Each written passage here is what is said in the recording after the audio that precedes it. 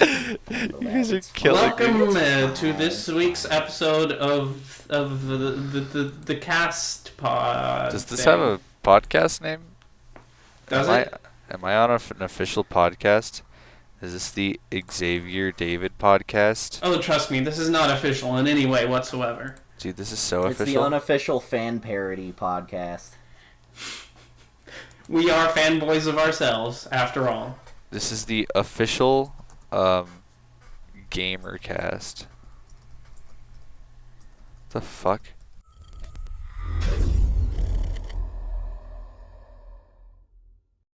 I'm not a gamer, I'll have you know. Good for you, dude. Fuck that. That's Yeah, such a waste of time. Exactly. David's too busy Anybody having who sex plays with hot babes to be a gamer. anybody who plays games is automatically a loser. David's not a fucking gross virgin gamer, bro. He's too much of a Chad. We should call this past. We should just call this podcast the Virginator because of that. Wow, just The got it right off the Virginator. bat. It was that easy to get the name. It was that easy. And that's going to be the title for this week's podcast. It was that easy I'm to so be sorry. the Virginator. It's that easy to be the Virginator this week. You want to know So how to I be heard- cool like me? Just don't put your wee-wee in things, man. Just suck some large Congo. Oh, my alarm Speaking just of went which, off I for heard that. 12:30. Speaking What? of which, I Oh, heard it that is. Why Josh did I had set some my stuff he alarm wanted to 30 talk minutes about. after I thought Nope. we were supposed to record? I'm such a bastard. You're a dummy. That's We okay. already knew that. We been know. We were prepared. I've been It's getting okay. up early lately. Good for you. Yeah. Good for you. Some days I get up when the sun still isn't all the way out yet, and I get very upset, and I'm like, can I please go back to sleep? And then I don't. I've officially broken my sleep schedule to be like 9 p.m. passes, and I start getting drowsy, and that's never happened to me before, like ever. And Yeah, I know how you feel. it took me a Um, couple weeks to get it at that point. Welcome to adulthood, I guess. Nice. Yeah. Yeah, I've been hanging out with someone, and like, she usually wakes up at like 9 a.m. So I've been like waking up at 9 a.m. the past few days and not going back to bed. So I get how you feel. I almost just knocked my fucking headphones out of my laptop. Oh my goodness, there's a bug on my desk. Okay, David, lead the podcast where you want it to go. All right, So what I are heard some that good you wanted to conversation talk about topics the boomers. today? The what? Huh? Xavier, please. Your mic lag is bad. No, I was knowingly talking over him. It's not as We do that it's to each user other. error. It's me being an asshole. It's not the microphone being bad. Okay. Sorry, I presumed better. So I invited Josh on the podcast this time based upon a conversation we had in one of our chats in which there are multiple people. Some people would call it a group. God, I hate you. That was disgusting. Whatever that was. That was intentionally wordy, I'll have you know. Whoa, really? I didn't get it. Neither did I. Haha, funny. Funny. You know, Okay. some people say that if you say that you're funny enough times, you suddenly become funny. It's true. That's what I works like for to me. call it the Todd Phillips School of Comedy. That's how I got 100,000 subscribers. I just kept going. Everyone, pay attention to how talented and funny I am at the street corner until eventually they finally subscribed based on the sign that I was holding. It worked. I mean, obviously. They don't actually watch the videos, but like I have. They to know that brag you're about it. funny. They You're know like, I'm. That's the funny most bit. important part. Is that they know. You know, because if they didn't So, know, then what's the Josh- point of anything? So me. Would you like to talk to the audience about what our topic of conversational was? Okay. It's a really weird, like, I mean, I don't know. It's just a really, like, complicated So topic. It derived from an article that when I sent this group chat the New York Times opinion piece about Martin Scorsese and what is and isn't cinema. Yeah, it started off with him talking about Marvel movies not being cinema. I mean, that'd be a good starting point if you want to explain that, and then we can get to the rest. Mm-hmm. And I was just thinking about how it sort of... the central thesis of that article was how what he calls cinema is movies produced by an individual artist in and outside of the studio system, but where there's still a place for that individual artistic freedom. Auteur theory. Versus in the case of Disney corporate, what he says is not cinema is the sort of corporate product you see released from like Marvel Studios or basically anything released by the Disney company in the past 20 odd years. And I remarked because of that it seemed a lot like video games, since admittedly from an outsider's perspective, because I don't play that many video games seem even more corporate than movies do these days.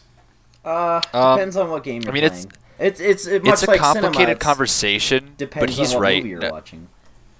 It's true, but think about it like this, okay? So cinema and video games have been pretty long ongoing industries, right? And cinema has been around for a longer time than the video game industry has, right? It's about twice as old as the video game industry is. Yeah, exactly. At least twice. Yeah. And like movies becoming corporate has been a thing for a long time. It doesn't surprise people. But it took movies longer to become this corporate than video games. Oh, video games became like a commercialized product meant to maximize instantly. Sales like super quick. Like, well, I think that comes from the perspectives behind them, is because I feel like a lot of early filmmakers saw what they were doing as an art form, while as a lot of early video game developers saw what they were doing as toys for children. Like Nintendo explicitly describes their product as toys. I'm going to correct you for a second there, because I think the timeline of movies is a little bit more complex than that. Is that originally when movies came out, it was very even almost as corporate as it is now. Movie studios basically they owned the movie stars, and all the people who worked on the movies signed these horrible contracts with the movie companies, and they basically worked like dogs. They were basically slaves. And then the movie theaters also owned the movie studio. The movie studios also owned the movie theaters. So they'd basically just shove movie after movie after movie into the theaters. And especially during the Great Depression, they would just shove like cheapo whatever in there. And that's why a lot of early movies are gone, because they never thought to save them, because they just crank out whatever was next. And that sort of ended with the breakup of the studio system in the 1940s court case, United States versus Paramount Pictures. And then after that, there was an art movement that came out of France called the French New Wave, which was the first sort of auteur theory. And that started kind of around the late 50s, early 60s? Late 50s, early 60s, all that stuff started influencing a new generation of artists, which is the generation of Scorsese and Spielberg and Lucas and all of those people. And then there was that brief period in the 70s when all this stuff was really flourishing. And then it started sort of slowly becoming more and more corporate from the 80s until today. So what you're saying is it's like a cycle where it starts out artistic, then becomes fast food style, mass-produced trash. No, it started out corporate, and then it became artistic, and now it's becoming corporate again. Well, I'm just talking about the very origins of the art form, just not even the 30s, farther back, more like it wasn't an art form until people started writing books about it in the 1950s and 1960s. I don't know. I don't think that it's just started that's being an intense art conversation form to have right there, though. Started considering it as such. I think it's always been one. It's just that they didn't use that term for it. Art? Well, now we're getting into what is tell art. Me Nosferatu is not art, or Joan of Arc, that long-ass movie where there's not a single line of dialogue. Until people started writing theory about it. and that was in the 1950s and the 1960s. But before that, even people who were working on the movies didn't consider themselves artists. They were more like craftsmen who were just making something. Are craftsmen not artists? Are craftsmen not artists? What you were saying earlier, they were making Whoa. toys. No, wait up. Are craftsmen not artists? No, there's a difference. I disagree. I think that maybe one is more artistically inclined, but I think that both are art. I just think the process of creating something is in itself art. Just making something and putting effort into it. Like, you tried your damnedest. Be it a shitty desk that falls apart, hey, you tried. It's art. You're an IKEA artist. Or did you make some kind of kick-ass, super awesome wooden sculpture of, like, a bear fighting a shark with, like, a flat wooden slab on top of it that people can eat breakfast off of? And then, like, that's the point an intense is, conversation. this changed when, and this is what happened when this is the conversation topic that we wanted to bring ourselves to, which was what would be what is it? Art, and should video games qualify as that? Well, okay. Short answer, yes. Yeah. Long answer, same here. Long answer, no. Well, long answer, yes too. I think that it's just complicated. But go ahead, David. So I've been doing a decent amount of thinking about this because I am very, I'm definitely very, I don't know, I'm thinking about this from a more philosophical point of view, which is, like, I don't know, I had this thing where when I was talking about it earlier, I was somewhat reluctant to say whether a thing is art or not, and personally that philosophically means to me that I don't really, I have a reluctance to say what art is and what art isn't. Because that's a really, like, heavy question, and it's not exactly easy to categorize things like that. So, I've been reading a lot of continental philosophy lately, and some of the stuff that I've read there is that, like, you can't really say what art is and what art isn't, but, like, you can tell it when you see it. And that's it's kind like of dog my... poop. You know it when you've stepped in it. But, basically. I mean, actually, no. I don't think it's like dog shit. And here's why. When you step in dog shit, you know you stepped in dog shit. But right now, we're currently having a problem where Xavier and I are immediately able to determine that video games are art in our head, but David can't. It's literally a matter of perspective, and that's kind of what art boils down to, regardless of definition, right? It's way too difficult to just immediately determine whatever it is that you're trying to determine here. However, the thing is that when we talk about if video games are art, it's not a conversation about whether or not, like, what the definition of, like, the purest definition of art is, but, like, if we can kind of agree on a vague definition, I think we can take it from there. Like, video games are, to me, capable of having artistry involved. I don't think that they were fundamentally artistic, but I think that they've been headed in an artistic direction for a long time. If I might, basically, I had a conversation with a bunch of game design boys yesterday. Fuck you. What games are they designing? A few, actually. So they're all game design boys here at the college. They're all working on a project with me. So, like, if you think of it about it like a studio, think like the 3 lead writers and the producer. That's kind of who came over yesterday. And I'm technically one of the writers, or in this case, one of the lead game designers. And we sat down, had a couple of drinks, and your conversation with me the other day was just interesting enough that I've been bringing it up to other people. So I brought it up to them after class another day, and then I brought it up again yesterday. And it's always a tough conversation, no matter whose perspective it is. Like, even for them, it was difficult for them to say, like, this is definitively art in a game. So what I eventually came to the conclusion to, after asking them that question, is that I realized that I I kind of in my head categorized games in two directions, right? There is artistry in both, but I think that games have to be split into pure game on one side, and then as artistic as you possibly can get on the other side. And there's a meter in between that. Games fall between those two spaces constantly. A game like Pong, like classic good old Pong, where there happens to be like an asset of a line and an asset of a dot that bounce around the screen. Bong, bong, And there's bong, bong. thank you, David.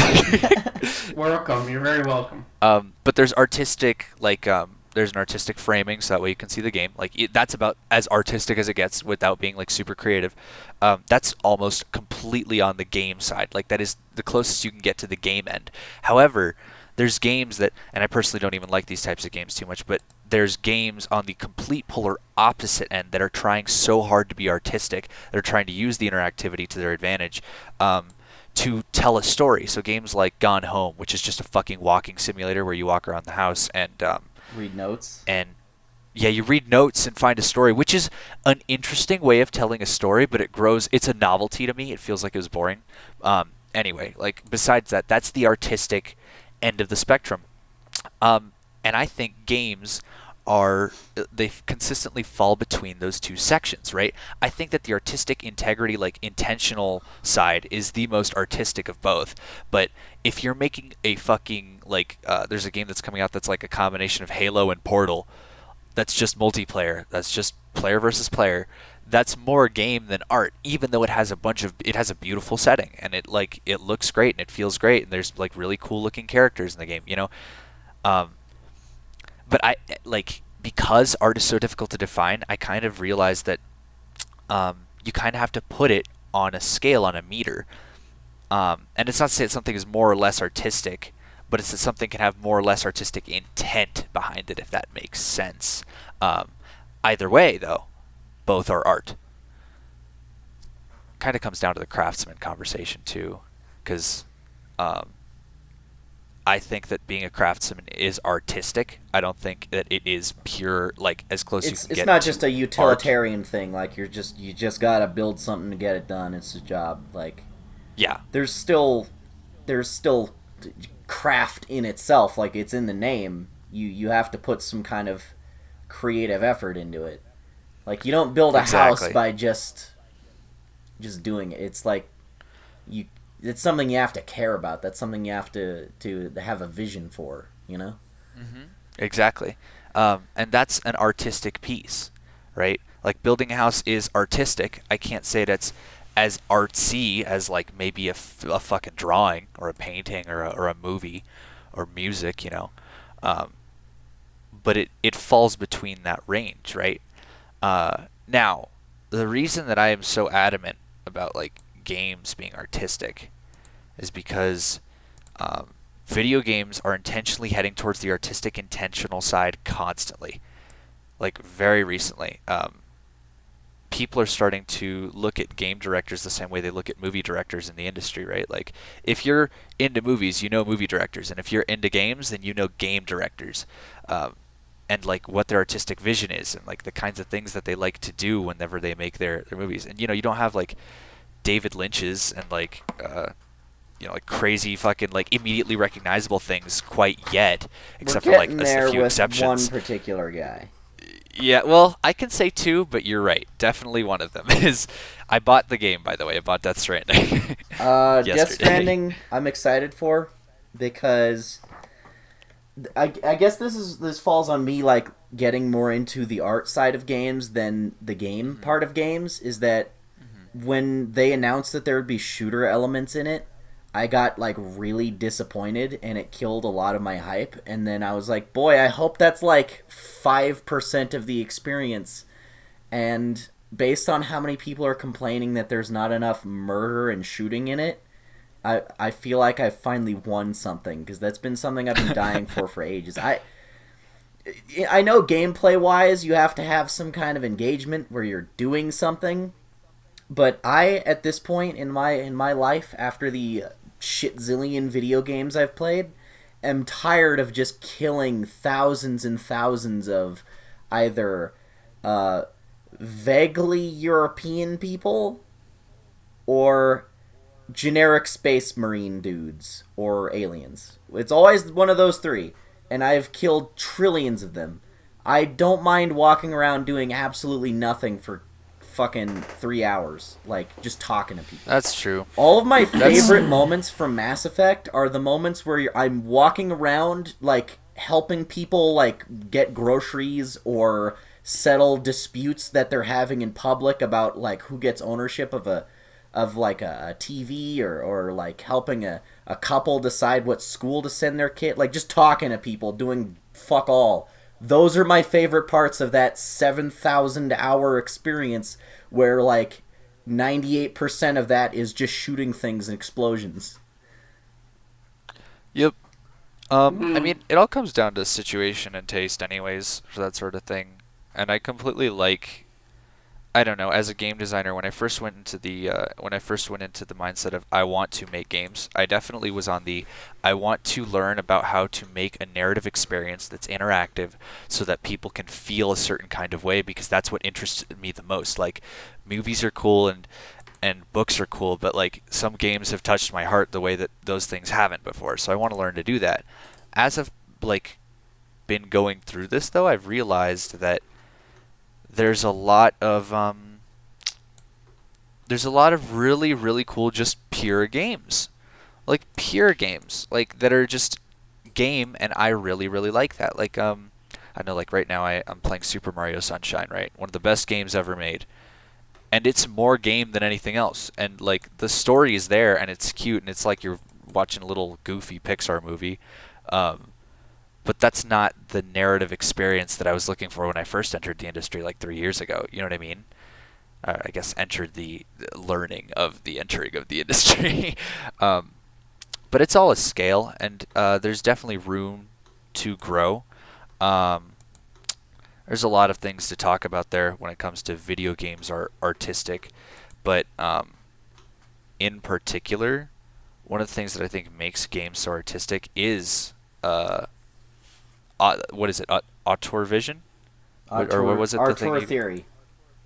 Yeah, so that. I think it's applying to games now for certain. Not all of them. But pretty consistently are we getting stuff like that. A decent enough chunk of them that you have to consider it. Yes. Like the majority of them, if anything. Like even just games that are pure games have... This chair. It's okay. I still love you. I've been squeaking mine back. I don't know if it makes noises. I don't love you, but you know we already knew that. Oh, I still love you. I'll give you big hug. All right, I'm Xavier. gonna ink this cool picture of Spider-Man for one of my fan comics while we're doing this. So if you hear little clickety clacks and like digital pen noises like this, then I apologize. I'll try to keep it as quiet as possible. Don't you dare be drawing anything but Spider-Man on that tablet. No, I swear. I'll show you what I'm working on. I'm not drawing pictures of butts. Damn it. I'm gonna Why would you be drawing butts? Spider-Man. Butts are gross, dude. I don't draw that. Hey, look. Yeah. If there's anything we can agree with in this podcast, it's that butts are bad. Ooh, that does look cool. It's very Spider-Man-y. I can't wait till it's all inky, too. Inky? Yeah, like inked. Like inky inked out. Like, oh, shut the fuck up. You guys are killing me. I'm sorry. So I've been thinking about this whole art question from a very philosophical perspective. For example, I wrote... I did a project last semester on this. I read some other continental philosophers and then write a paper about what they say about art. I'm looking through this paper to see if I can find anything that it might be interesting. But basically, I talked about a Spanish philosopher named Jose Ortega y Gasset from the 20th century, and he's sort of like... He looks at it as like a means of communication, something to like you can put yourself in somebody else's shoes in a sense, and that's what it does, is that it shows the interiority of something in an interesting way. And then there's this other guy that we read called Gilles Deleuze, and Deleuze was a French philosopher, and his whole thing was that he said that people think in the medium of an art, of a painting, of a piece of literature. They don't think about it and then put something on the page. It's like you're writing a work, and then it sort of you think through that work, and that's another interesting thing to think about. Okay, so I guess I'll play to those points then. If we're going by those definitions, then I can cut out like half of games as art. Although I don't agree with that, we can pretend that those are half cut out. But there's an entire other half that fills that entirely. I mean, as a designer, whenever I'm thinking through my work, that's how I consider it. I don't just think about writing. I think about putting someone in a position where they have to do something, and then I go from there, right? Because it's all about interactivity in the end. And basically getting someone to see something in a new perspective. Now, the thing you brought up at the beginning there was the like trying to get someone to basically empathize with your work. Is that what it was? No, it's you use art to show the interiority. Like the image he uses is that you're walking down the street, right? You see somebody else walking in the opposite direction as you, but you don't know what it's like for them to walk, to do the motion, what that feels is. But if you do an art right, then you can show the interiority of that, what it's like for them. Do an art. Just do the arts, punk. Why aren't you better at doing the arts? Why aren't you arting right? I'm arting left. Whoa, hey. Whoa, that's too much for us. Gosh, why did I even follow up with that joke? That was so dumb. I don't know what to do. Me neither. I don't know, man. Okay. There's a game that came out. This is topical. Haha. 2 days ago. Topical. 2 days ago, one of the most legendary game directors, Hideo Kojima, put out his first game by his first and personal studio with Sony. I mean, he's had his own studio before, but this was after he had a falling out with another publisher. Sony basically gave him his entirely own company with a ton of freedoms. It's fucking cool. And he put out a game 2 days ago called Death Stranding, and I haven't touched it. I seriously haven't even opened the game. I gave it my friend and I went to GameStop yesterday. Yes, GameStop. Surprisingly, people don't buy physical media anymore, but I wanted a physical copy of the game. I hate the idea of online only copies of things. I always get I always get physical because they're. As you were saying. Yeah. So, okay, so we went to GameStop. He chipped in 15. I chipped in 45, and so he chipped in 15 because he wanted to play the game, but I wanted to own it. So I came home. He's been playing it a ton with my roommate, and I haven't touched it. However, when we got to the GameStop, we bought the game. The guy at the counter was like, just so you guys know, this game is really weird. And we're like, we know it's this guy, this Hideo Kojima. This is going to be weird. And he's like, no, it's weird for Kojima. And we're like, I mean, I guess, sure. Well, whatever. We expected You know what? that. I would love if that was some kind of weird, vague monkey's paw statement. You load it up, and it's just another Call of Duty game, and you're like, oh, wow, that is good for him. I don't know what he's doing. What is he doing? No, then he said something really interesting. And That's my favorite. This is why I'm saying, directors by their style in games now. The guy says the first hour of the game is a cutscene with 10 minutes of gameplay, and you have to be prepared for that. And that's why, that's one of the reasons people hate the game. And then we're like, yep, we know. It's Kojima. Metal Gear Solid 4 has I can't even remember. It was 11 hours of fucking cutscenes. I remember it's there was 11 a hours of parody cutscenes. on YouTube that someone was doing called Metal Gear Solid 4 Gameplay Edition. Now you can walk 14 fucking steps without a cutscene playing. And it's and it's super goofy, and that's not something that I mean, it's art is meant to be criticized. So I don't have to say yeah, that's good. Like, people don't have to say that's a good thing, but I'm okay with it because it is an artistic decision to do something like that in a video game. Like, it's so almost counterintuitive for some people, but like for him, his purpose of doing it is the immersion. It's like getting involved in the story and then like walking through some of the cutscenes, like pulling you into movie and then like slowly, without you even noticing, pulling you out of movie, but forcing you to play the game at the same time. That sort of thing is a strategy, man. Like, again, no one has to think that's a good thing or a bad thing, but it's there's a vision behind a decision. Yeah. Like if you're watching a fucking movie and you recognize the director did like a specific type of shot the entire movie, you're like, all right, I didn't like that, but I get why he did it. Like that kind of thing. Oh yeah, like in the famous film starring John Travolta. We all know what it is. It's Battlefield Earth, where the entire movie is shot at a Dutch angle. And then I just think, I don't get what the director did, but I think it was intentional and it was a style. Yeah, no, exactly. No, I was thinking Dutch angles too, actually.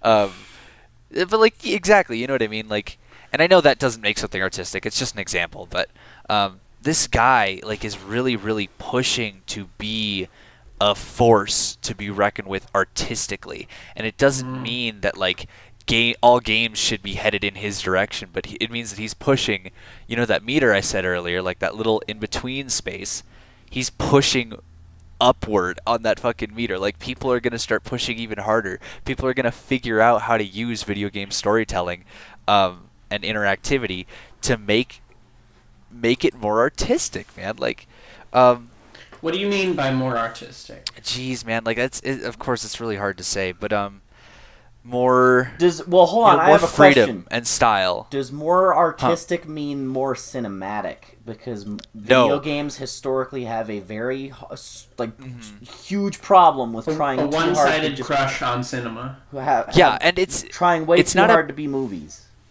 It's not a terrible thing. I think that situationally it can be good, but I do not think that they are mutually exclusive. I don't think that games being quote-unquote more artistic means that they are going to be more cinematic. However, that is a style, and that is an artistic style within the games industry, as I'm sure you guys have seen, and as I'm sure Hideo Kojima knows. Like, it is a thing, but there are games that do the polar opposite with their storytelling and have pushed the art medium the exact same way. Dark Souls is a game that tells you nothing about its world. Zippo. Until you look around, visually, the place you walk through and explore, you can start seeing little bits of story. You can start exploring areas and visually grasping the area around you. When you beat certain enemies, bosses, areas, or talk to like sometimes some of the random strangers you encounter, they'll give you snippets of the world, and that's how they do their world building. That's how they do their storytelling. It's just not in your face at all. Like, there's no exposition.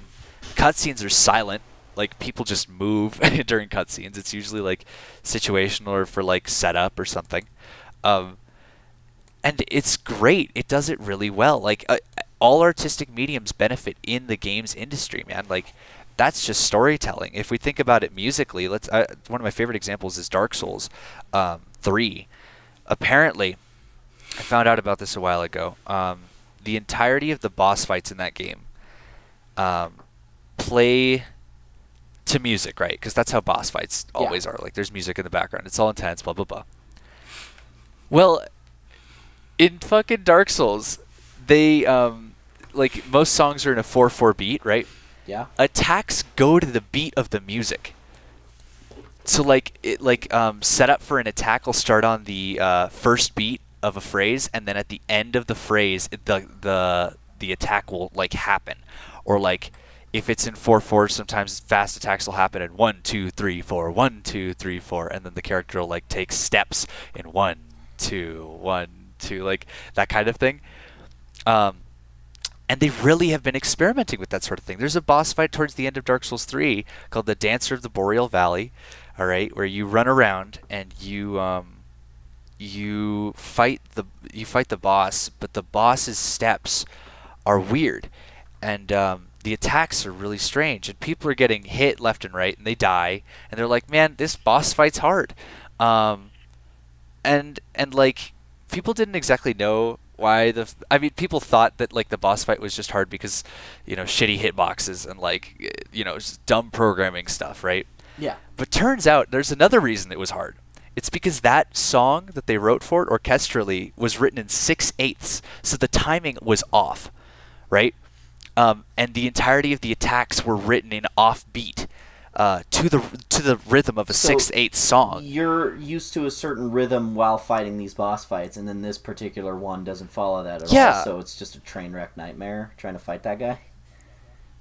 Well, at first, and then they figure it out, and they don't even have to realize that it's in 6/8 to figure it out. It's supplemental, but the fact that it's there at all is like noticing a great detail when you've watched a movie back like 3 or 4 times. You know what I mean? Like when you watch Fight Club back, and you're like, oh, that was there the whole time.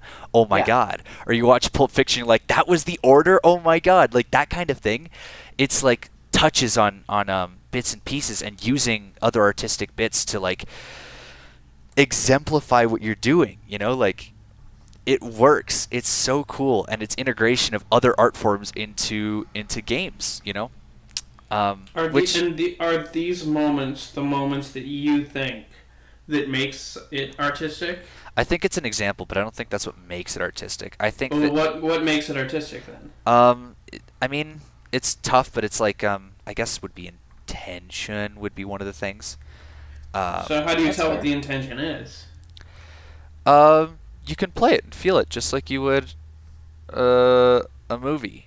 If you watch a shitty corporate parody of like an entire genre, like I don't know, do you guys ever see Epic Movie? Probably not. Oh because no one yes, did. I have.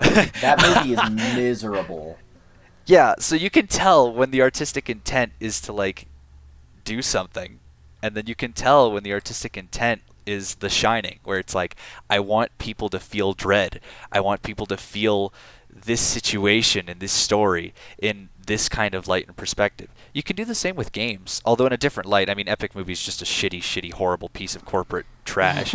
And though that exists in the game world, I was mostly referring to like, if you play Mario, you know that the point of that game was to have a lot of fun and kind of just goof around in like a really weird environment you've never been in before.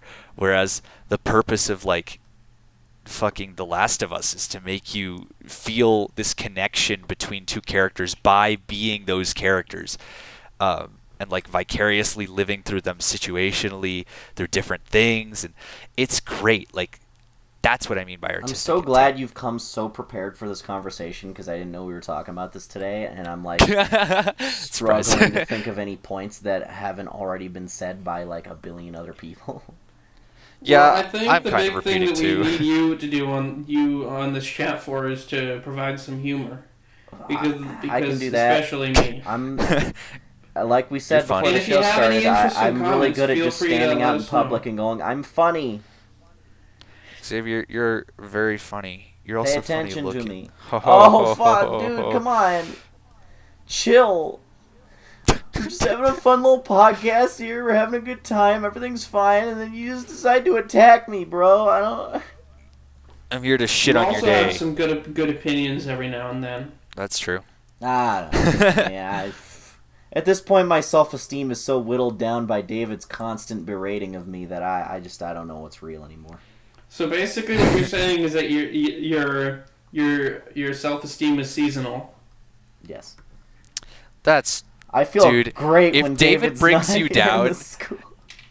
David can't be fucking bringing you down. What the fuck? Man, I'm Not just David like, of all hey people. David, check out this cool video I made, and he's like, the editing is trash. You're so pathetic.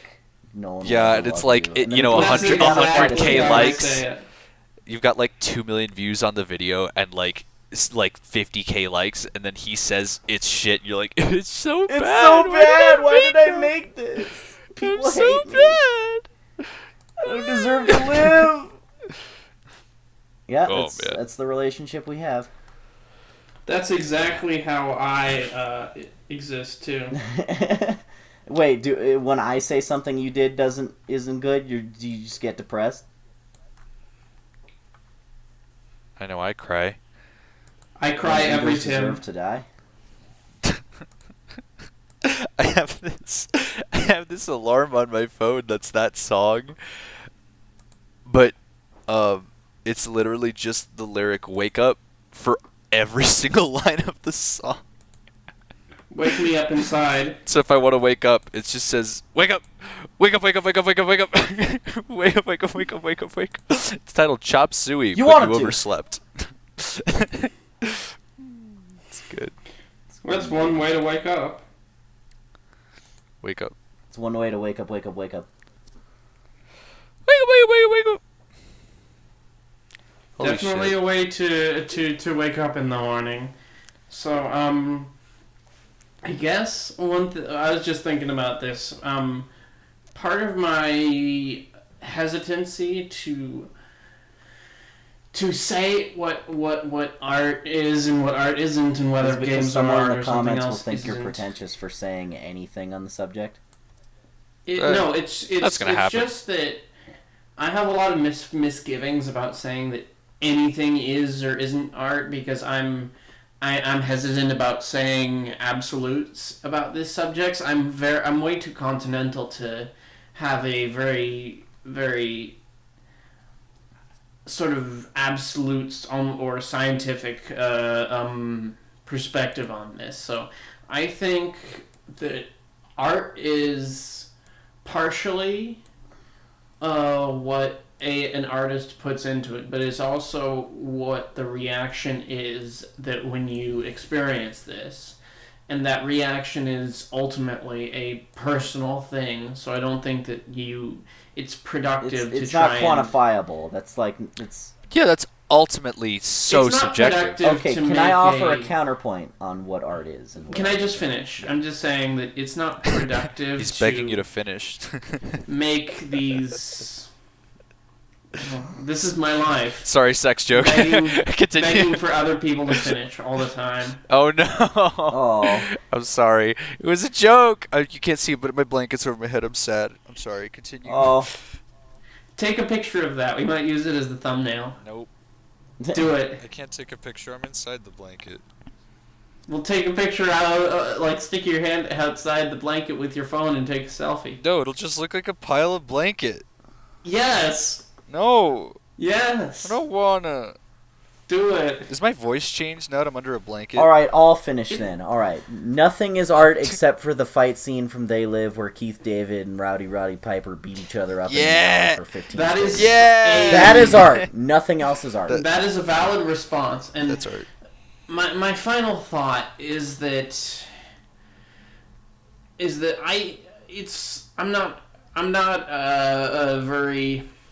I'm reluctant to say whether something is or isn't art in that very strong sense, because it's ultimately a personal thing, and I don't think that you can it's productive to try and come up with this grand theory of art, because that's when you come up with stupid shit like Prager University saying that artistic standards dropped suddenly when suddenly for some reason art became reduced to personal expression, which is complete bullshit. I thought So that was the dumb. whole point of art. Yeah, literally speaking is artistic. Fucking idiots. They are idiots, and that's Like, what I you can want do to poetry. avoid. It's just and, good. That's It's true. artsy speaking. Yeah, it's artsy speaking. And maybe at some point I'll feel comfortable making these statements about what is and isn't art, but for right now I'm not quite there yet. Which is fine. I guess we can pivot this way then. Why do you not? I mean, I don't know how this would work exactly, but like, is there something that would make you consider games more artistic to you? Is there a way to make you feel more personally like into them? Well, I think there's two aspects to that. First of all, there's how much exposure you have to the medium and how invested you are in it. Because I play video games, but I don't play a lot of video games. He hasn't And I played them with suppose his the other pants off aspect for of 15 hours. He has a And I social suppose life. the other aspect of it is the way you approach it and the way you think about something and interact with it. I know that there's a lot of people who don't look at movies in the right way, and therefore they don't see it as art. They just see it as like little bits of fun entertainment. Go to the movie theater and watch a Conjuring spin-off movie and be spooked, and then you're good. But I don't know. I think that that would happen, the thing that would happen most fundamentally is either I need to get more involved in it, or I need to change my way of approaching games, and maybe that'll happen. I don't know. Yeah, I mean, I can't tell you to shift your perspective. That would be stupid and kind of pointless, honestly. But if How dare you if, not like, think about this thing the same way that I think about this the thing? same way that I do? Fuck. Ugh. You absolute is- garbage man. Group speak. Nah, dude, I was thinking like you Yes, could just I sit am an down and play absolute some garbage games. man. Dude, Danny DeVito is my garbage man. I want to He's give the that trash man a big man. hug. Get it right. Oh, I'm sorry. He's God, in Kingdom he- Hearts he- 1. anything? Dude, he's in He Kingdom jumps Hearts out 1. and he yells that he jumps out on the floor and he eats trash. Yeah. Dude, that skit is somehow less funny, and I'm gonna bring it up again, than the part where he shows up in Kingdom Hearts 1. It's so funny. These two Disney characters and an anime boy walk into the fucking room. It's the Hercules world, right? And then little Danny DeVito is there because it's like, if you guys remember, he plays the little whatever So what you're demon-looking saying is guy. the anime boys walk into a bar? Dude, not even. It's Two worse anime than boys that. walk into a bar and Danny No, DeVito is the incorrect. One bartender. anime boy and two Disney boys. Come on. You Okay, gotta- I'll be sure to keep that. You better keep that in mind. Goofy and Donald walk straight. into the bar, and then the little demon-looking dude. I know he's not a demon-looking little demon dude, but he looks like a little demon dude from Hercules. Danny DeVito plays that guy, and Danny DeVito is just kind of standing there, and it's like 2002, so like game animations are really stilted, and so are dialogue lines. There's like awkward pauses and like really weird like camera movements. So two guys walk in, or three guys walk in, and then like Danny DeVito's like, "Hey, can you push that thing for me?" And then, like, the little boy tries pushing the box, and he's like, "It's too heavy." And he goes, "What the? Oh, you're not Hercules. Come on, kid, you gotta get out of here. I gotta get ready for the games." And that was somehow the funniest thing I've ever seen in my fucking life. I couldn't stop saying it for the next, like, week. That game has just, like, the worst dialogue lines ever. I hate it. You know what else has the worst dialogue lines? Hercules, the 1990s Disney movie starring Danny DeVito. Hey, that movie's a What? classic. How dare you? That movie's pretty good. Why do you not like that movie? Because it's not good. I like that movie. You've never even watched it. You said you've gone on record multiple times as saying you've never watched a Disney movie. There have been exceptions since then. And also, Yeah, you're just saying that I'll because let you know, said it. You I fucking did see a high school production of the Disney movie. That's unfair. No, That's you cannot not- say that that your doesn't high speak school to the quality of production the is a original representation thing. at all. You're kidding. You're killing me. Fucking no, it doesn't count, dude. Of My course God. I'm kidding you. Okay, You're a fraud. but Hercules Spider-Man. was a good movie, and that's not even funny. You can't make jokes about that. There's a few things you're not allowed to make jokes about. Hercules, The Holocaust, Hercules. Xavier's penis. I don't know. Sometimes there's Only Anna is allowed to make jokes about that. Oh no, that'd be bad. You know what? Usually they're in a positive light, so it's fine. I don't mind. And she besides, looks she's at the Xavier. only- She's like, she's "Hey the there, only little person- guy." Oh, She's the only person who's actually seen it. Oh man. I don't know, man. I've seen Xavier's PP. No, you haven't. I also said, "Hey there, little guy." Yay.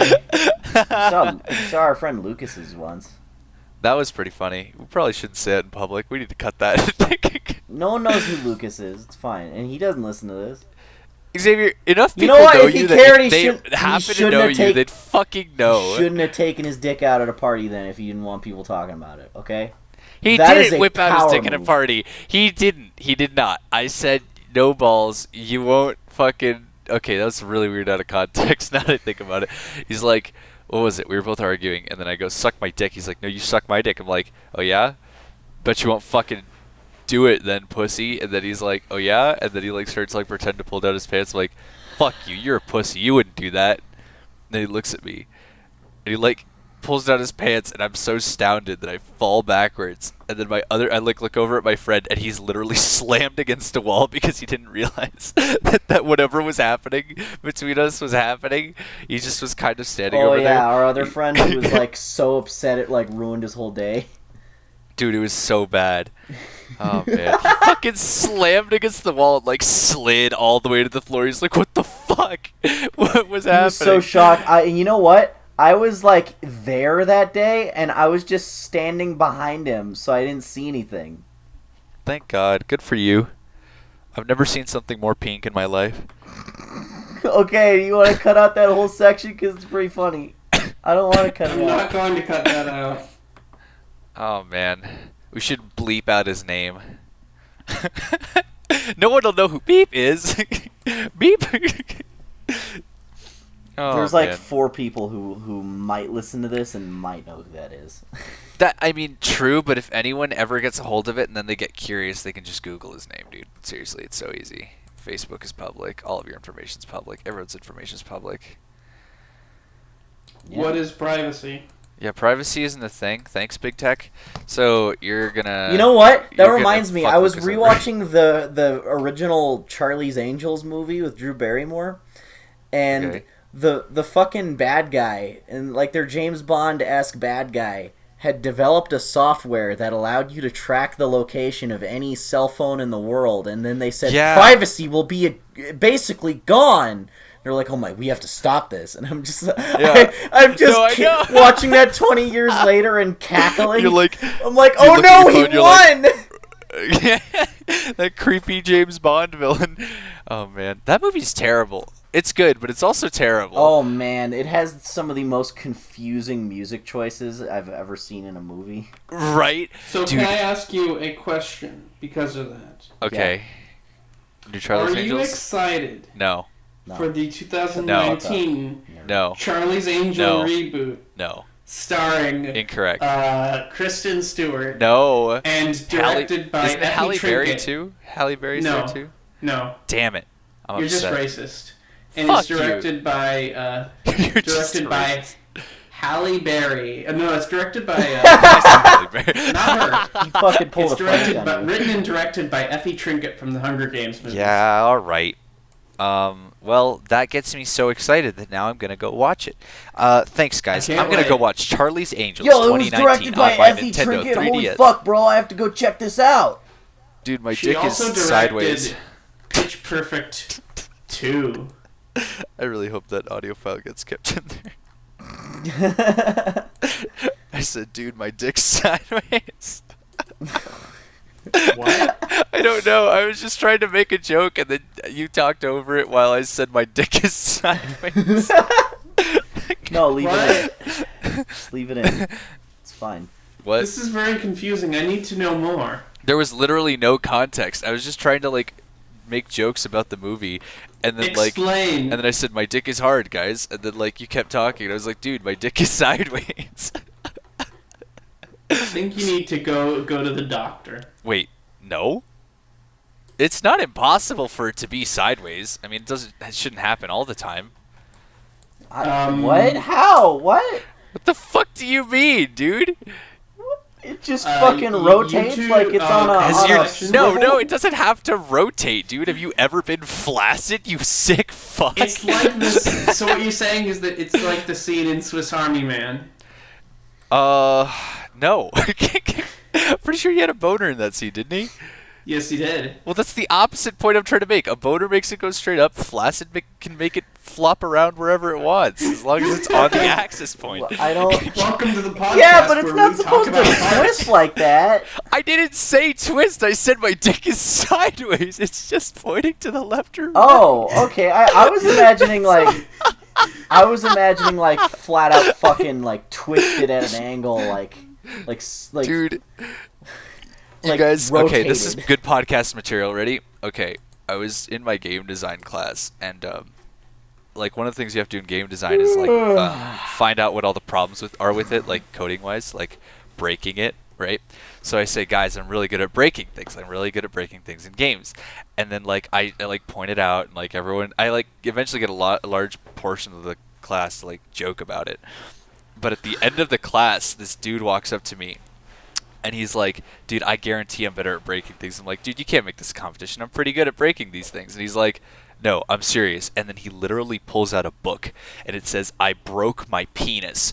And he says, I wrote this book. It's $2. and the fucking cover is just a picture of a literally snapped penis at a right angle, like a real one in black and white, like all. How is this all a vintage story? looking. How What do you mean? Has this a story? I don't know. How is this a real thing that happens? I mean, it's happened to a few people. Like, I was reading a I don't Reddit want to talk thing. about fucking. Oh no. Oh, it's so funny. No, I was reading a Reddit thing. It was just like, This is what's very the worst thing important that's happened to you content in a on our podcast relationship? about And movies then- and art. Yeah, this is very important. This is My art, dick is sideways. David. Let Josh Have you ever express just himself snapped your penis on a artistically. table? Dude, I snap my penis on a table regularly. You ever just like Right. like open up like a 5,000 page book, set it in the middle, and just slam it as hard as you can? Dude, you Yep. ever just like buy a phone book and then crack it over your fucking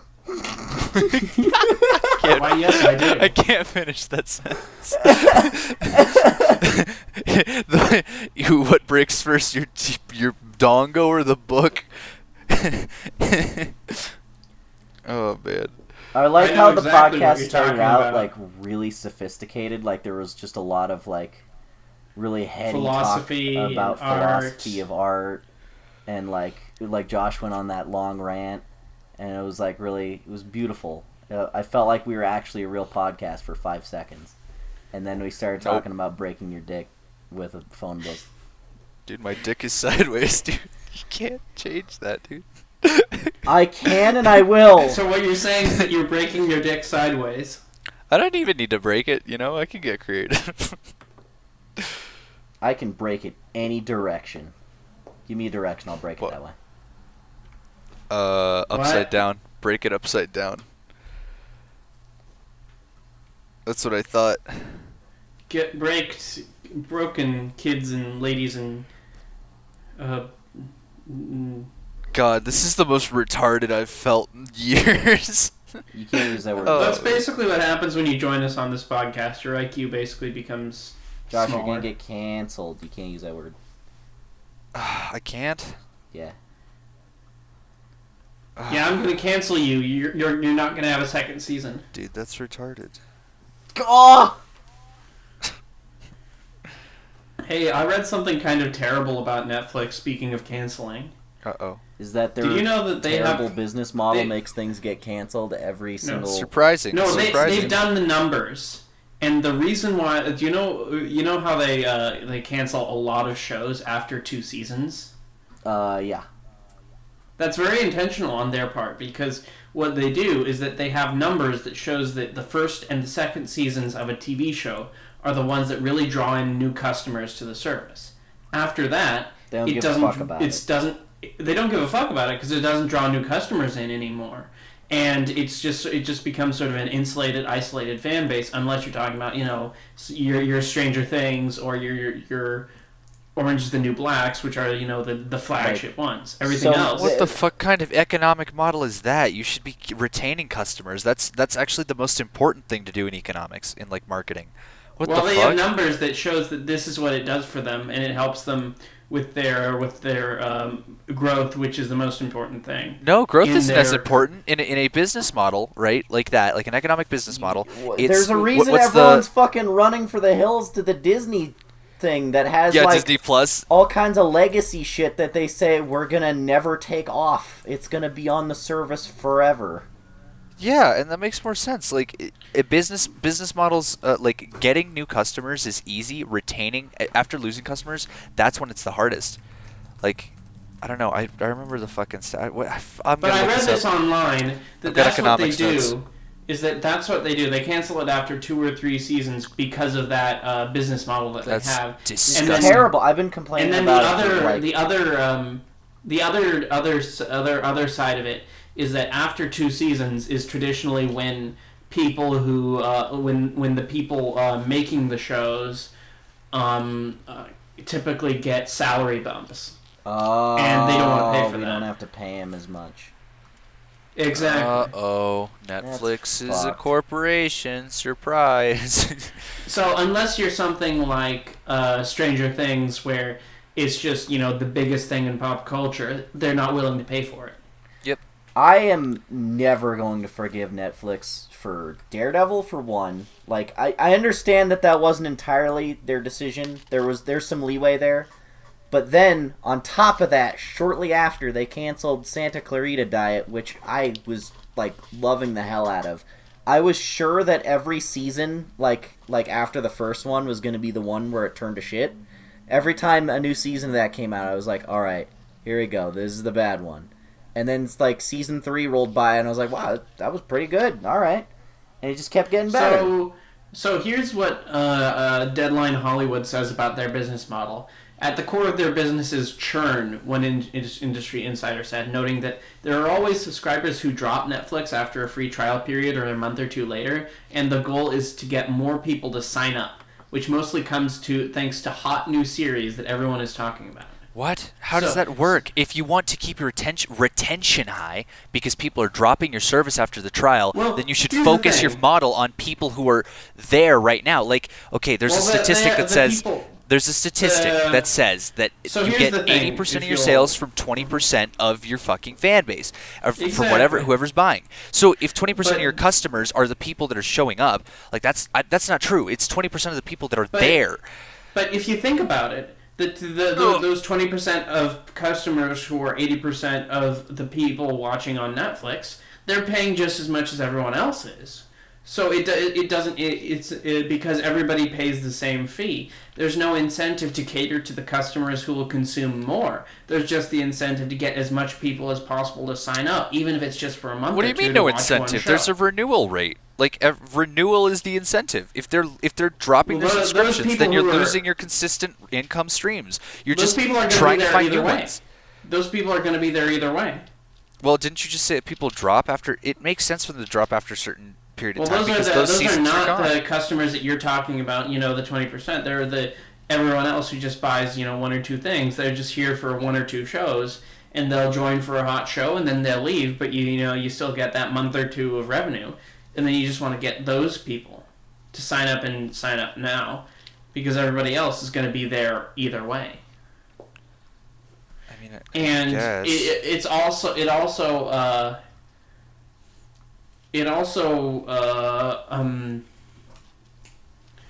it also bears mentioning that Netflix really hasn't had that many proper competitors yet. So this may change when there's, your Disney's.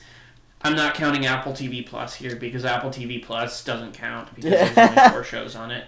That was on the TV at the condo I stayed at in the Philippines. I was like, what the fuck is this?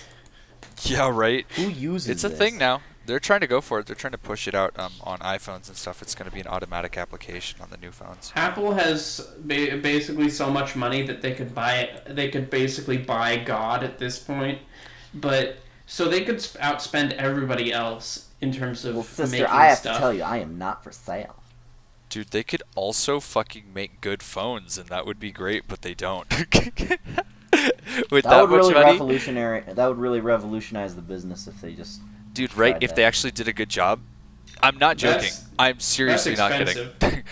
And Windows too. Okay, you know what? The big tech is hilarious because like, you'd think with the free market, and I know that capitalism's confusing. Quote unquote free market. Yeah, I knew you were gonna say that. Capitalism's confusing, and there's a lot of socioeconomic shit to talk about there. But I'm just gonna bring this up because it's funny.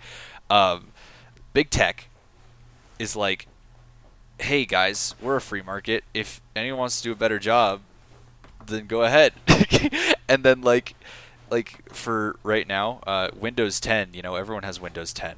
Windows 10 sucks my penis. It's worse than anything I've ever fucking seen, okay? It's terrible, but it's got so much stuff native to it that people use, that video games use, that software uses, that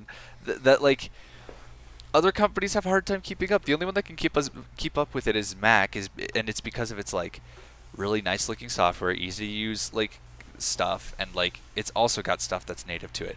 But the free market can't compete with it at all, even though there are a ton of other operating systems. The reason why the free market can't compete about it is because the thing that people own about the thing that the thing that people that big tech owns is not the stuff that's being sold. They own the stuff that's being sold on. They own the quote-unquote digital roads.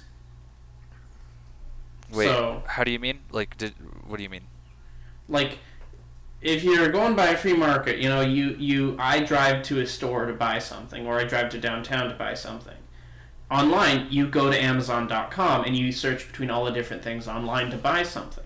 They don't just own, and in the public, in the real world, the government owns the roads and pays for them, and everybody can use them equally. But on the internet, the roads or the methods of delivery of the goods are also owned by private companies. So you can't compete because they own the methods of delivery.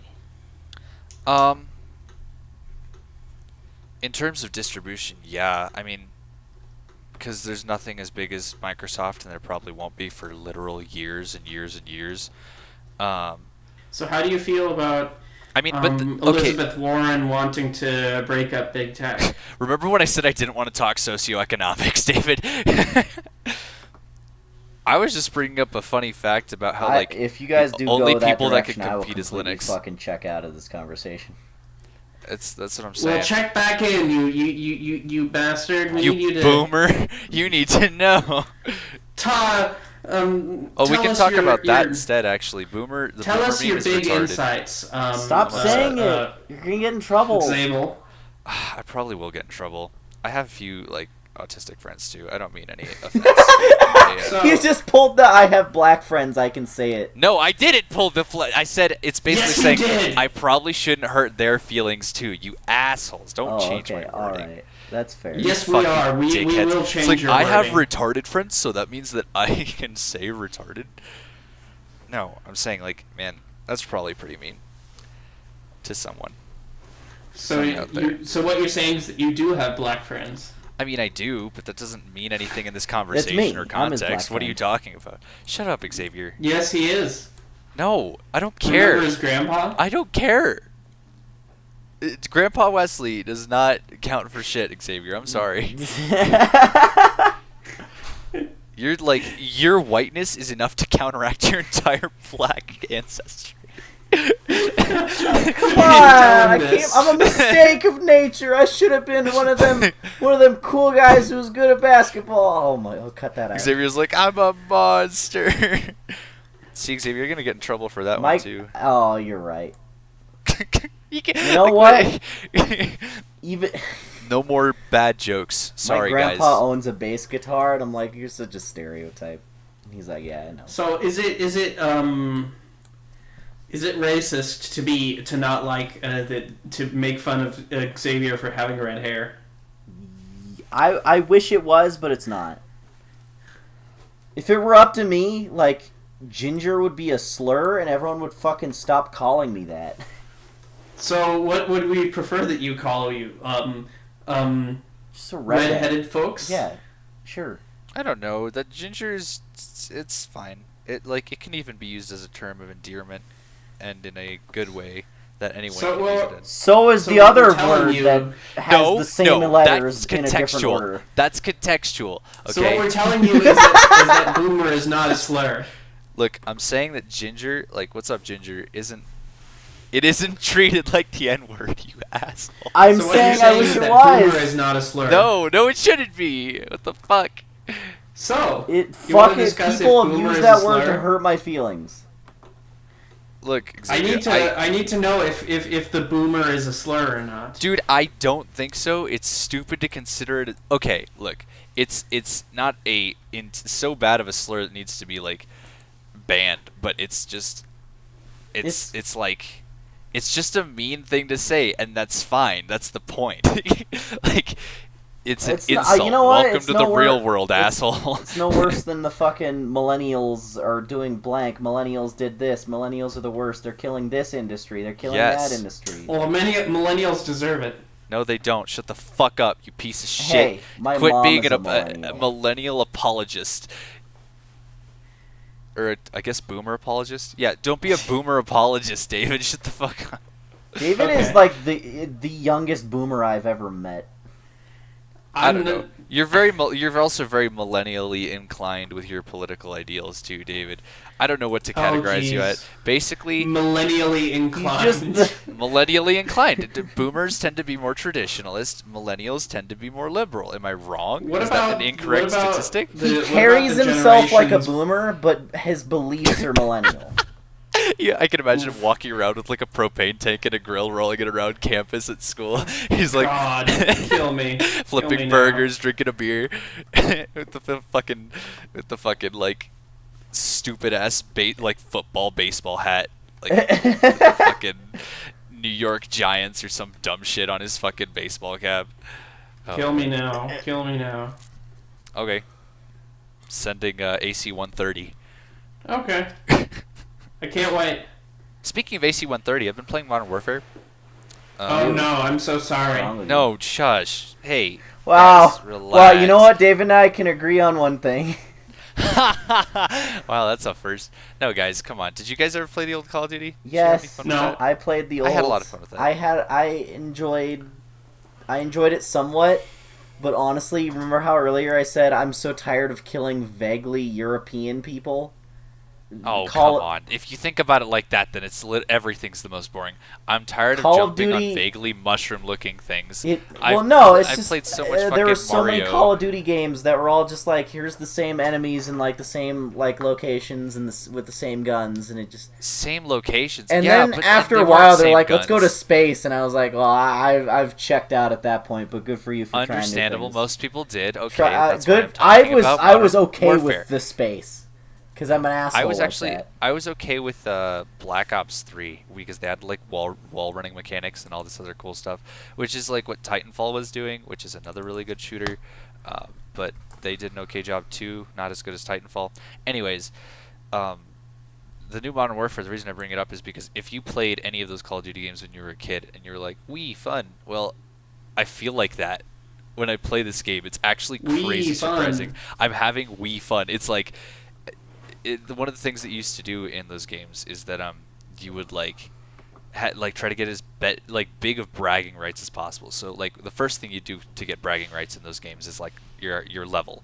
So the more you play, the higher your level climbs, and like that was bragging rights. But another thing for bragging rights is that if you did all of the challenges with individual weapons, then you'd get like this special skin. And it would be a diamond skin. Then when people would pick it up after killing you, it'd be like, "Oh my God, what a monster!" It's kind of like the flaming skulls in Halo. You know what I'm talking about? Or the recon armor back when that was a thing that was like special. Yeah. No, you remember. Remember when that was like the coolest thing ever? Is like if you had that, you were a badass, and then they're like, "Let's give it to everyone in the next game." Dude, right? I know, that's super upsetting. I hated how like boring all of the progression got in later games in general. But like Halo 3 did it so well. If you got to a certain level, you just actually like found a dude in the lobby with a flaming skull. You're like, that guy has literally played this game for over 5,000 hours. That guy is the coolest guy. His dick is huge. That guy Watch out for has that like guy. the largest cock. Exactly. His cock will probably If slap you walking like when he if he turns turns around too quickly, it'll knock you over.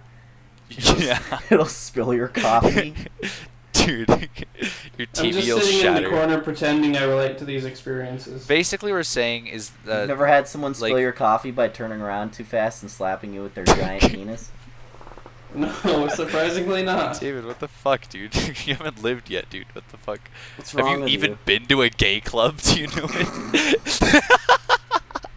Happened to me last time I went to a gay club. Yeah. Is that a homophobic joke? I don't think so. I was just saying that, like, haha, funny, dick. And Because then dick I was is thinking, indeed funny. and then I was thinking like club, but then I thought like it wouldn't make much sense for a dude to slap you across his. Like, it's less likely for it to happen at a normal club than it is at a gay club, I even don't know. though I it's think there's completely still a high theoretically, percentage numerically chance. possible. And as we all know, this joke is a lot more funny now that you've explained it. Dude, dissecting frogs. Ever heard that? No. Okay, telling a joke is like dissecting a frog. You can open it up to understand it, but it kills the frog. Oh. Oh, no. Look, I explained another joke. Isn't that funny? And then you can resurrect the frog as well. Yeah, dude, necromancy? That's true. That's what memes are. I fucking hate meme culture. Necromancy. Okay, Whatever it is boomer. you just said, I don't want you. One of my favorite sorry. things is that like the boomer meme came up, right? And like the first thing I thought of was the boomers from Left 4 Dead. Boomer Oh. here. Don't let him spew on you. Be gone, boomer. It's like, it's boomer bile. I mean, that is thematically appropriate. Boomer bile attracts zombies. No. Oh so no! funny. I fucking love that. Boomer here. Oh shit. We'll get you a new Boomer was a big 4chan meme. It was like, haha. I mean, it wasn't. I don't think it's. Well, I think it started on 4chan. Then 4chan didn't care about it much. And then Twitter found it, and then it became the most annoying thing in the universe. Sorry for sounding So basically, pretentious, but it did it's supposed to whatever it sound did when pretentious. Twitter- Yes. No, it's exactly. supposed to be annoying. Those That's things. the joke. That's why it's No. that's why it's great. No. I know you're being sarcastic, but I still have to be upset. Like, Well, no, that's because so like dumb. the whole idea is that you're just like dismissing someone, like you're trying to just say something to get their goat, right? I mean, to some extent, yeah. This is gonna sound super pretentious, and it's because it is. 4chan jokes are only funny until normies get a hold of it. I'm serious. You're like, right. That was super. And it's kind of it's super pretentious. It's the most pretentious thing. But like, if you actually look at the sense of humor, like it's supposed to be an in-group type of joke, which is really stupid. But as soon as it goes to the out-group, you start making fun of the out-group for it because they're using a joke. All popular. It's basically hipster culture. Like, it's the same thing. It's hipster culture, but with more racism. And like, as harsh as all of that is, and as pretentious as all that is, I get it. I completely get it. You know how you just said Twitter found it? Haha, that kind of sucks. Like, now it's the most annoying thing ever. It's true. That's exactly what happens. That's what they that was mean the by the most normies have a roundabout hold of way it. that anyone's ever agreed with me ever. That took you like 30 minutes to be like, yeah. I was just explaining the boomers are this dumb. Okay, Dumb boomer. joke. I don't like it. Shut the fuck up. You're like 11 years old.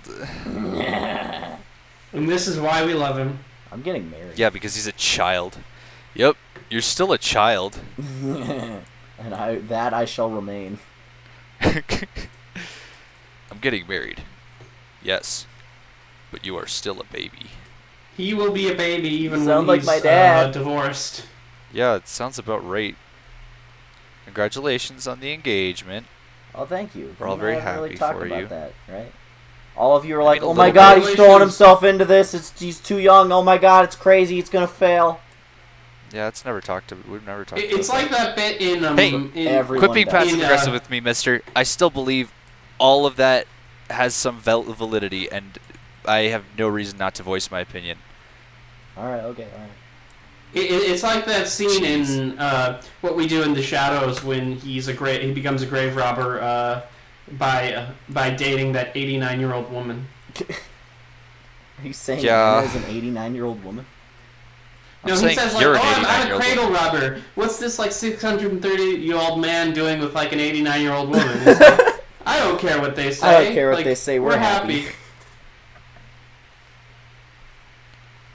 Yeah, cradle robber. Ha. That's my profession now. Someone once asked me on Twitter if Anna was 14, and I'm like, Yes. sure, She let's go is. with that. Dun, dun, dun, dun, dun, dun. Hey, look, guys, Dun, dun, dun. I'm doing a thing. Nope, Oh, I'm not looking. I refuse to look. but My eyes are I'm closed. drawing Spider-Man. My eyes are closed. Can't look. I'm drawing Spider-Man. I'm playing The Outer Worlds. Looks pretty good. Hey, how's that game? It's good. I hear it's really fun. It's a fun game. It's good. It's also very anti-capitalist, so... Yeah, okay. So David's I been said stay away masturbating to from it socio. constantly. You really can't stay away from socioeconomics. Why are you the major that you are? Why aren't you going into economics or politics? Just like pure politics. Oh, political Because I sciences. don't like... Because I don't want to. It seems like you do. Like, it seems right up your alley. It seems I like your don't. type of thing. I don't. Trust me. Okay. I mean, I also hate politics, but for different reasons. Kyle What are says your hi. reasons why you hate politics? I don't think I'm well educated enough ever in any context. I try to give my opinion because I think it's important to put your words out into the world, which is a piece of politics, but that's not what politics is right now. Politics is all about Checked out. yelling louder than the other side. That's what it's always been. LOL. Right. No, you're right.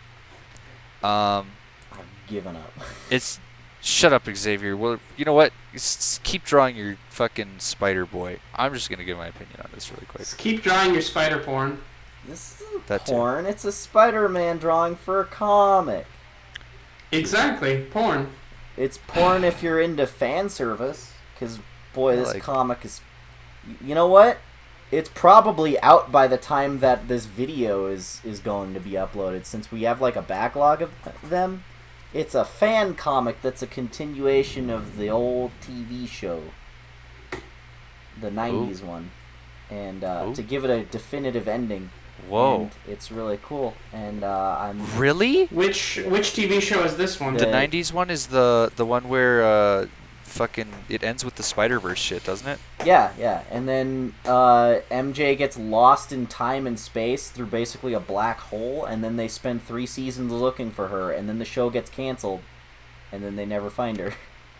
Yeah, it's pretty funny. They're like, "Oh, MJ," and then turns out it wasn't MJ. It was a clone. Of Yeah, her, it was a clone of her. fucking water clone, and then she disappears like, while "Oh." Peter screams, "No!" And it's hilarious. So I want to ask another question. Nope.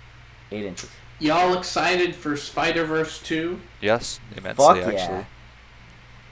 Spider-Man's gonna be in it. Spider-Man. Spider-Man! Spider-Man. He's just a Japanese Spider-Man, dude. Oh, That's the I can't simplest way wait to to put be it. Japanese. You seen my Dude, video? there was I already think a I'm turning Japanese. I I really think so. It's because you're ultra weeb.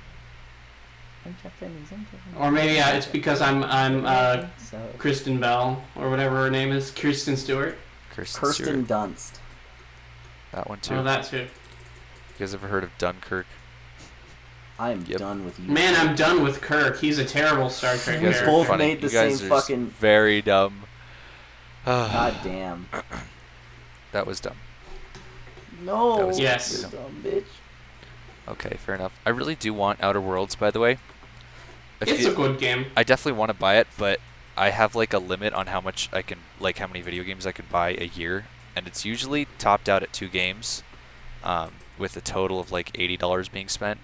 But there's gonna be so many fucking important titles to me in 2019 that I don't know if I'll be able to. Or I get sorry, it. 2020 that I'll be fucked. Because I'm not. I have to admit that this is very much the exception to the rule in terms of games. Because I'm not gonna be interested in that many like other games that are gonna be coming out. Yeah, I feel like I'm gonna be buying more than usual. These I'm totally gonna buy Death Why? Stranding because I totally have a PS3.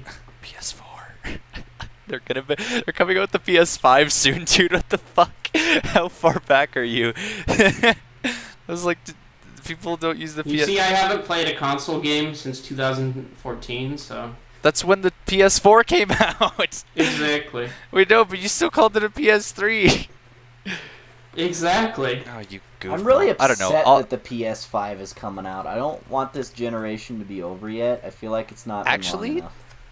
As much as I understand, they're making like significant effort to make sure that the PS4 is not alienated when it comes out, and it looks like it'll probably come out to either 2020, like late, or 2021.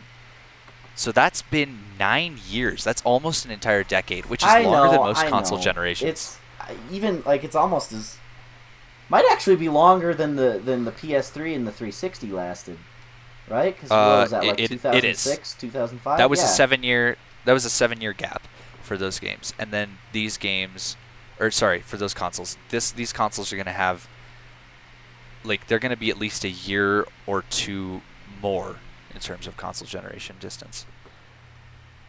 Like, console generations have actually always been respected with that same a similar time gap like that, like 7 years to like 6 years. That's when a new console comes I out. can't wait until Windows 11 comes out. Dude, I can't wait for Windows 12 because they like skipping numbers. I can't wait Yeah, till we they went from like retroactively. Windows 7 to Windows 8 to Windows 10. Yeah, they're gonna retroactively release 9, dude. Oh, Windows 8 was my favorite. Windows 8 was a trash fire. Windows 10 has bloatware, but it's somehow like more fun to use, even though it's worse. You know what? You guys classic. like talk about operating systems like you can tell the fucking difference. I'm just like, oh, I can. When I press the home button, it looks a little different this time.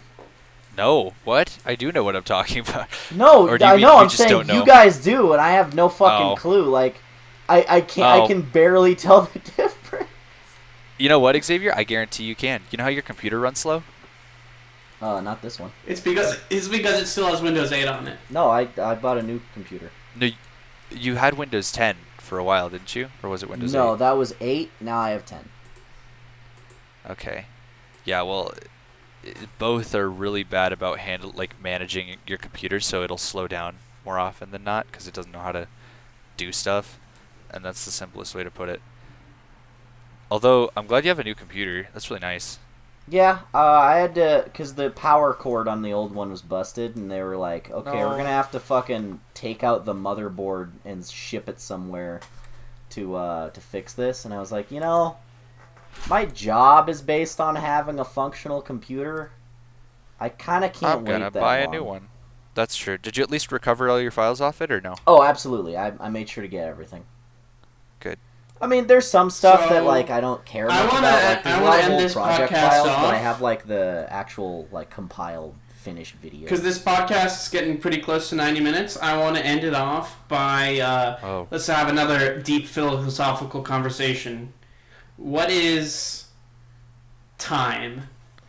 Jesus Christ, David, illusion. what a fucking dumb question. That's a dumb response. I'm leaving. I'm sorry. I'm sorry. I'm sorry, what would your philosophical conversation that you need to discuss be? I don't know. Why not something a little gayer? What is love? Well, it's obviously Baby Don't Hurt Me. Very Don't funny. hurt me. Very funny. That was really funny. I laughed. That was not the first thing that came to my mind or anything. Don't Hurt Me No More. I'm under the So blanket what was again. your answer to the very important question about what it is? I'm gonna hurt David. Yeah, I'm gonna hurt Can't David. wait. That's my answer. That's love. I don't know, That's man. a terrible That's looking answer. someone in the eye and going, "I'm going to fucking murder you," and they'll look you back in the eye and go, "You know what? I'm okay with that." I think that's malice. That sounds like kinks. No, that's That love. sounds really kinky. Yeah. Okay. And then Kink you start is love. you start like pummeling them with like a piñata full of live rats. You hit them with a piñata, What? not with a stick. Are they No. not a piñata? With the piñata.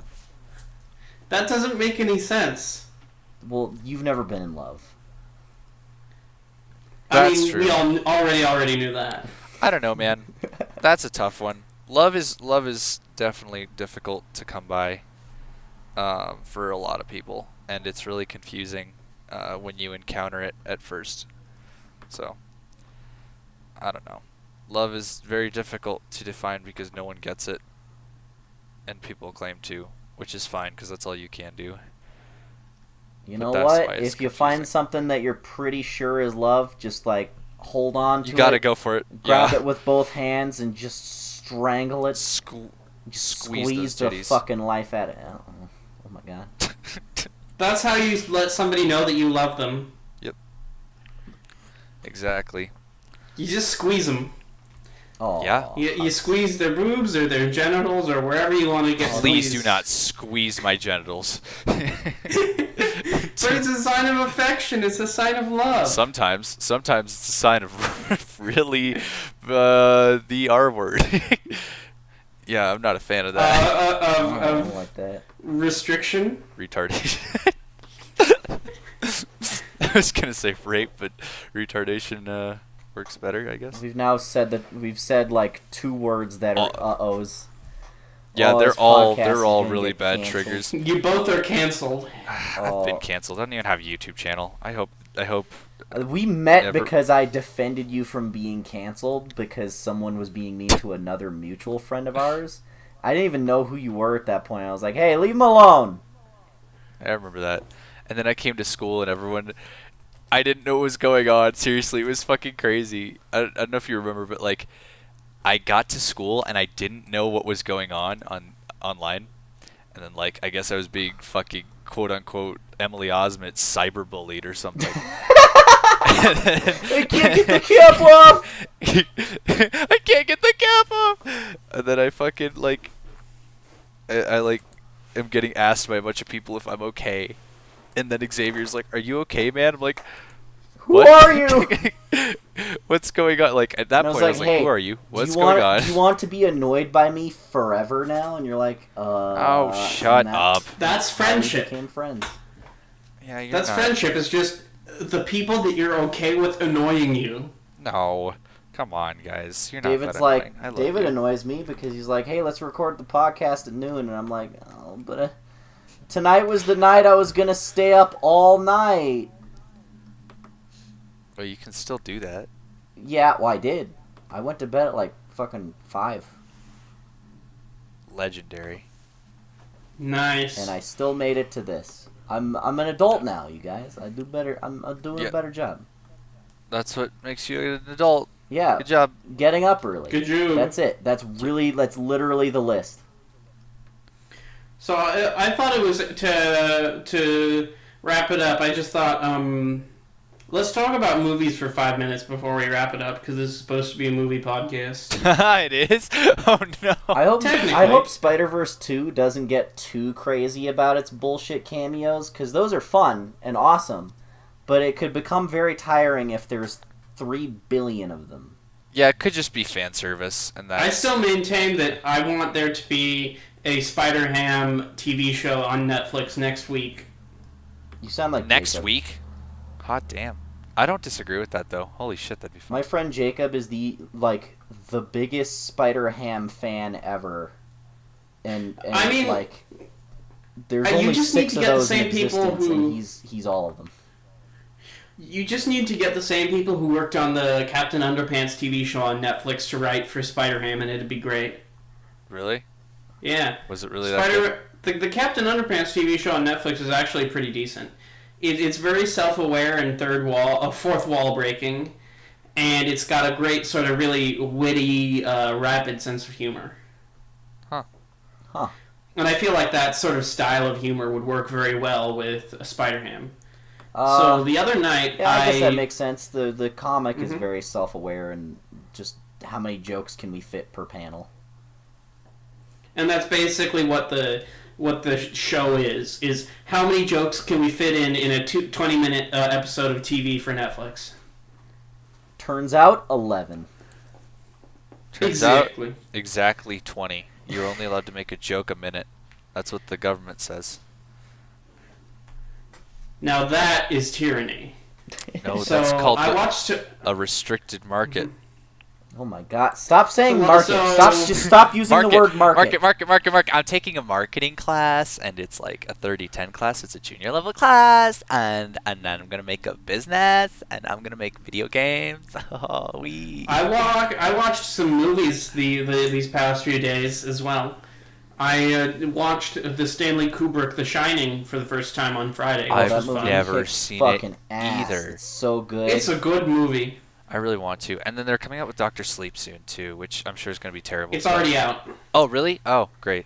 Awesome. My dad And watched it and was I like, "That's watched a it- weird fucking direction to take that." So I watched, if you're expecting a I've read sequel enough to of The the Shining, book. it's a little fucking not that. But otherwise, It's interesting because it's made by the guy who made that Hill House TV show on Netflix that everybody likes. yes, that show is actually really solid. Which one? Haunting Hill of Hill House, House. Haunting of Hill House. It has my favorite episode is like there's a, you know how they just like sometimes will do like a one take shot that's like, you know, super complicated and long, and like it's less impressive now because like everyone does it. That show is like, let's make it impressive again by making like a whole episode that and switching time periods and sets while we do it. So they built, like, it takes place across like 2 time periods with this family. So it's showing them in a house that's like on the other side of the fucking country, like I don't know, like 30 years ago, and a funeral home simultaneously, because they built both of those like sets attached to each other. So sometimes when it'll just kind of transition and just slide past a wall, which usually is in effect, it's not. They actually just had like the whole episode play out like a stage play all in one take, and it's fucking awesome. Yeah, that So sounds anyway, really cool. And No, that then- sounds fucking awesome. Honestly, super cool. I liked The Shining, the original, and I think that it's kind of interesting. The new one has kind of an interesting task because it has to satisfy because it had to get script approval from Stephen King, so he had to satisfy Stephen King, but he also had to satisfy the differences that were created in the Stanley Kubrick version. because the Kubrick version kind of just shits on the book and is like, nah, we're not doing that. Yeah, because in the ending of the book, the hotel burns down, but it doesn't at the end of the movie. Does Doctor you have to Sleep kinda deal involve with that. him going back to it? Because that would be kind of neat. Yep. Yep. Oh, fuck yeah. Did they film it at the same one? Or did they just, like, recreate it, like, as a new set? I think they just recreated it. Aw. Yeah, I think you can tell in some of the trailers, but it looks You know what? pretty That good. the real life hotel, which I think is in, like, Alaska or some shit. Like, Well, they filmed the exteriors in some like real life hotel in Oregon, but I think they filmed the inside in a studio set in England. which is funny because isn't that, like, a real hotel in Colorado? It's I don't based. think so. It's based off a real hotel in Colorado, and I think it's literally called the Stanley Hotel. Oh, okay. I think it is the Well, no, it's based off of a different hotel in Colorado. Because I've been in the Stanley Hotel, and it's not that. It doesn't look It's the not same. filled to burst with They jokes. filmed. To be fair, they filmed the TV miniseries in the Stanley Hotel. Oh, for sure. That's cool.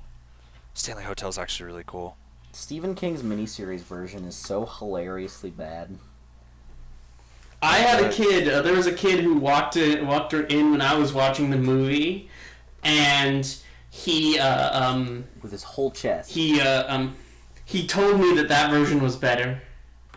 That kid's a pretentious little sack of shit. You should punch him. Punch him.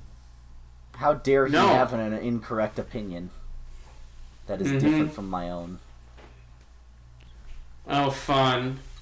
Oh, fun! So I also watched. I don't know if you'd have too many opinions about this, but I tried to watch Star Trek: The Motion Picture last night because I wanted to, but then I just never managed to get around to finishing it because I just sort of stopped. You fell asleep because it's 'Cause- so more.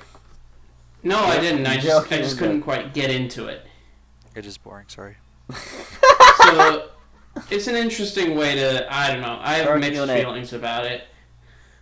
And then after that, I watched a Spanish movie by It's not even the right directed by Pedro Almodovar, who's a big Spanish director, called "Women on the Verge of a Nervous Breakdown." So that was fun. Whoa. I'm one of those. Yeah, you Ever are. heard of it? Uh-uh. Okay, well, like, Almodovar is like a really he was like this really important film director in Spain. He emerged out of the Movimiento Madrileña that came out in the 1980s after the dictatorship ended, and it was like basically Spain doing all the things that we did in the 60s and 70s, but like really quick, because like, you know, doing all the drugs and being all the gay that they weren't allowed to be when the dictatorship happened. And there was a big artistic movement coming out of Madrid at the same time, and Almodovar was part of that. It was kind of funny because it starred a very young Antonio Banderas, and he's like, oh, he's such a baby, he's so small and young. He and hasn't like, become a crimesman yet that makes yeah, Kirk because go. like, you think of some... Because you think of some people as like that person that they are when you see them as as that old person, but you know, it's weird to see them young because of that. I'm glad we don't That's have that true. with Patrick Stewart because he's been an old man since he was born. Basically. There's never a Right. moment where you see Patrick Stewart as like a young guy and you're like, wow, that doesn't even look like him. Like he just always looks like that. Yeah. I do agree with that. But I think it was a good movie. I think it's interesting to check out those sort of movies because it's like it's kind of crazy and it's like a screwball black comedy, but and it's like really hilarious, but also very dark. I enjoy dark. That does sound sweet. Mm-hmm.